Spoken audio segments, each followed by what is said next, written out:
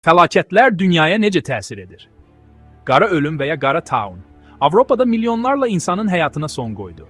İnsanların sayı azalsa da iqtisadi yeniliklər, həmçinin səhiyyə xidmətinin inkişafı sürətləndi. Birinci Dünya müharibəsi bitəndən sonra İspan epidemiyası sürətlə yayıldı. Milyonlarla insan öldü. Tibbi xidmətlər, iqtisadi və sosial sahələrdə inkişaf başladı. Keçən yüzillik böyük böhran başladı.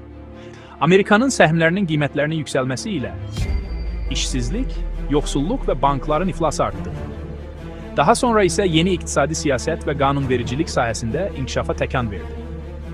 Dünya müharibəsi baş verdi.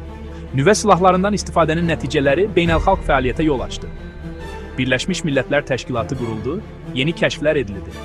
Çernobıl hadisəsindən sonra isə atom enerjisinə tənqid artdı. Mədəni və sosial təsirlər gücləndi. Həmçinin təbii fəlakətlərin sayının artması, Hind okeanında tsunami hadisəsi nəticəsində 10 minlərlə insanın ölümü bu sahədə aparılan elmi tədqiqat işlərini genişləndirdi. Yeni epidemiyanın yayılması nəticəsində dünya izolyasiya olundu, iqtisadi və qlobal problemlər yaransa da onlayn iş, təhsil və digər imkanlar genişləndi. Tarixdən çoxlu sayda nümunələr çəkmək olar. Belə bir sual ortaya çıxır. Sizcə fəlakətlər, böhranlar cəmiyyətlərin sonrakı həyatını necə dəyişir?